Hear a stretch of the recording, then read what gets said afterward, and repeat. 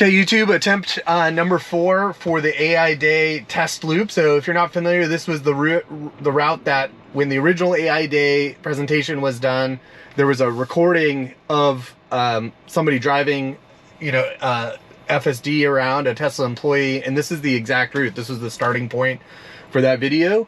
So you can go back and see that, and just using this route as a comparison to what Tesla put out for their own, FSD video.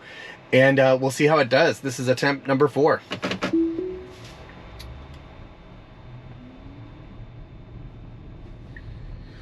Getting over around these trash cans. Going into this red section with the white line. Should be farther over to the left. Creeping to see left for visibility. And now we're good to go.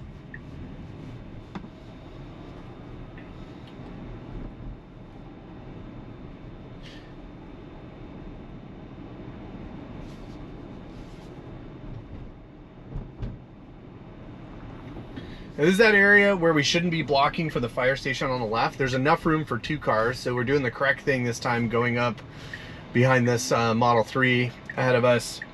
I'd like to get a little bit further because now actually we're in the do not block section a tiny bit.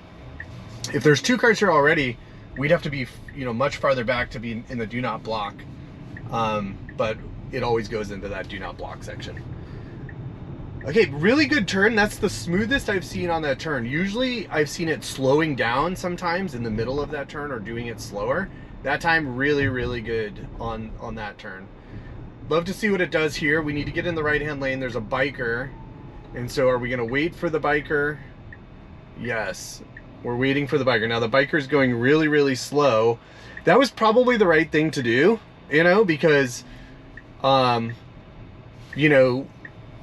we could have jutted in front of that biker. That's probably what some humans would have done. But probably the appropriate thing to do, and what the car did, was there wait, just pause, let the biker go, and continue into his bike lane before we get into the turn lane here. So actually really good on that one. One other thing I'm really liking in this beta versus when I was driving my Model X last year and had 10.69 and previous builds on it is the curb detection with Tesla Vision. And I see that part of it's just awareness for parking and so forth. And so when I was driving beta last year, I had a couple times where it hit a curb and caused damage to my rims, and now I'm noticing that it understands where the curbs are and it's making turns and spacing the vehicle away from the curbs. So really, really cool on that. We sold that Model X. We had purchased FSD outright on that Model X, but we decided to get a couple of Model Ys. Obviously, prices have come down a lot. We sold it at a good time, and now we have actually 2 Model Ys, my wife and I. So I've got the subscription on this Model Y instead of purchasing it outright.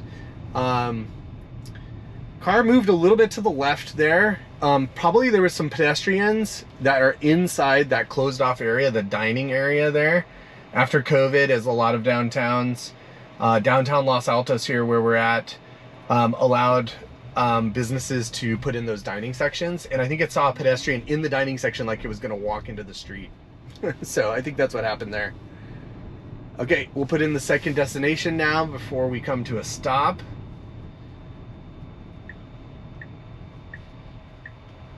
And we'll see what happens here.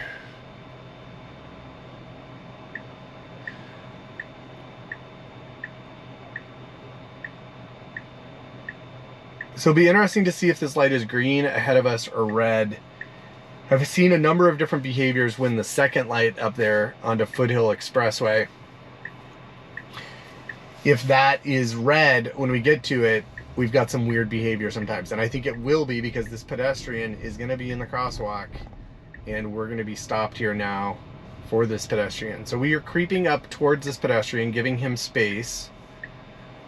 And let's see, now as a normal human driver, we should pull up past the crosswalk, check for visibility, and then go. But what the car has done now is it's sitting in the crosswalk, and we could have gone. There was enough time there, enough space to get onto this road. Now, This is a 45-mile-an-hour street. The cars often go 50, 55, 60. And so as a human driver, I would pull up further into this little area here because there's plenty of space, and that's what it's designed for, to be able to see for cars coming. And now there's no car behind us, so I'm just letting it sit, but we're just sitting here and not even attempting to go. So let's see what happens. Let's see if at some point it decides. But this is, again, this weird situation that happens here at this light. Sometimes I've seen it stop all the way back here and say stopping for red light. I've seen it come here and stop right before the crosswalk and wait here. I've seen it stop here and then continue. I've seen it now do this. And there's a car behind us.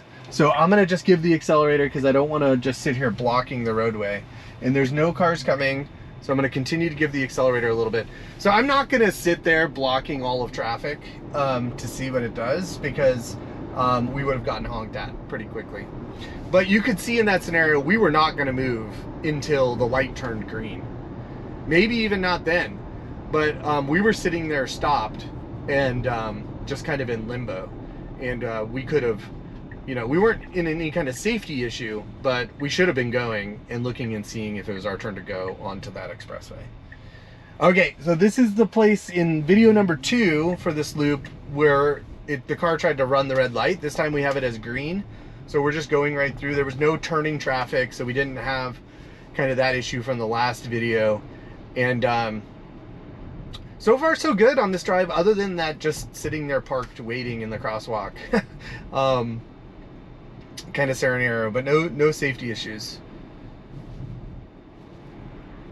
Again, I've got my speed offset to the speed limit for these test videos, just to see how it performs kind of exactly to the letter of the law. Waiting for these cars, so we are coming closer to a stop on this turn. Little bit tentative and edging to the right and then to the left there, but that was fine. That was actually a pretty good turn. Let's put in the next destination for destination 3 for this AI test loop drive.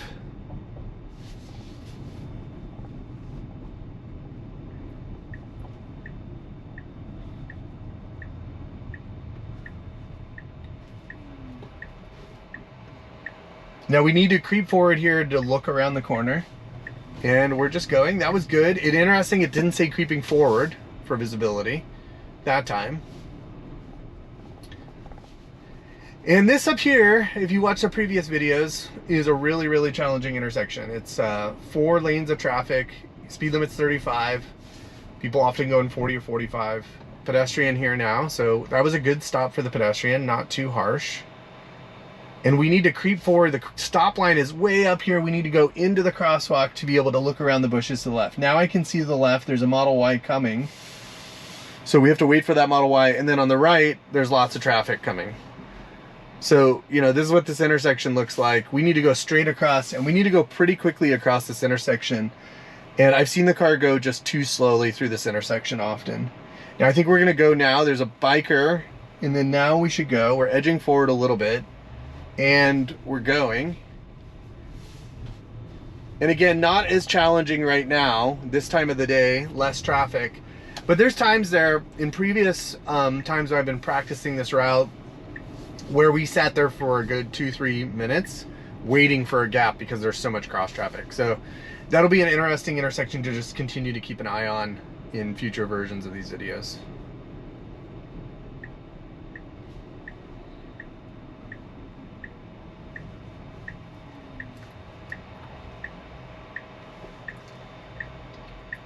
Creeping forward to look around the right. Now I can see it around the right, and the car went pretty much at the right time there. Again, I'd like to see the creep behavior be a little bit faster of a creep and not as jerky, a little bit smoother, but good. You see bikers coming out of this blind section to the right. There's a park here to the right. So there's kind of a blind, you know, cross pedestrian traffic there. And those bikers shot out of that area. So I'm gonna end here and put in our 4th destination because we're waiting for that pedestrian and we're waiting for these bikers. So a good time to put in the new destination. And we're just kind of hanging out because these bikers are kind of taking up a lot of the roadway. Now let's see if we go around them to the left. Nope. We're deciding not to. We're deciding to. Okay, and we're just going to hang back by these bikers.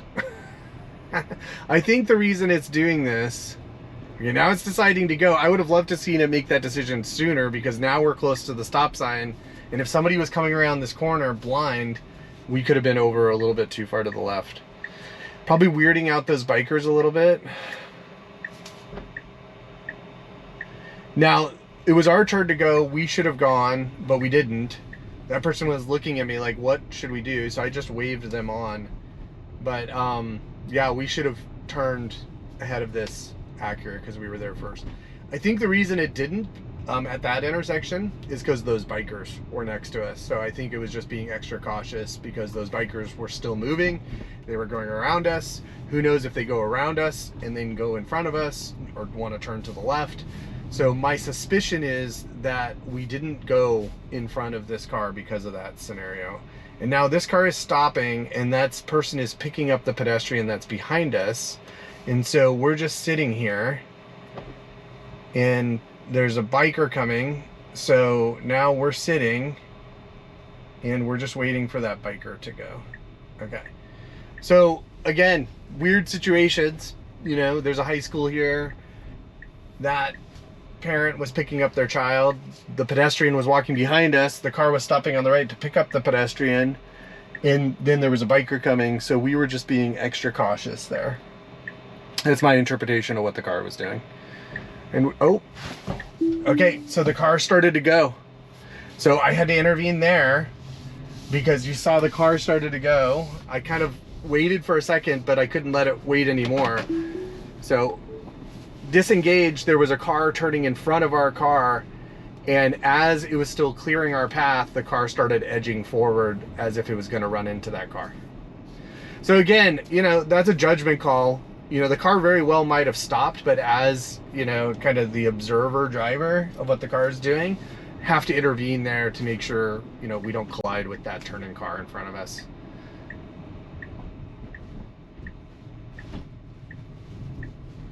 Pretty surprised that it did that at that intersection, because there's been lots of times where cars have been turning in front of us, and I'm pull over to the end of our route here. Lots of times where there's been cars turning in front of us. I'd have to go back and look at previous instances where maybe there were other cars coming from the left that kept us kind of stationed where we were.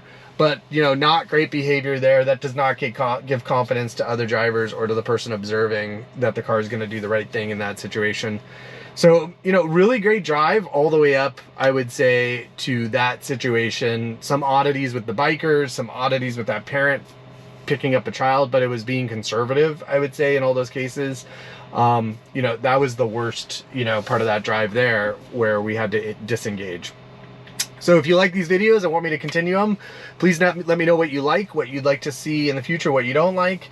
I'm going to have my wife come along for some wife tests on this route and see what she thinks. She has not been a fan of FSD in the past, but she's willing to come along and give her just unfiltered view of what it's like to sit in the passenger seat. So thanks very much. Give a like and any comments. I appreciate all of you.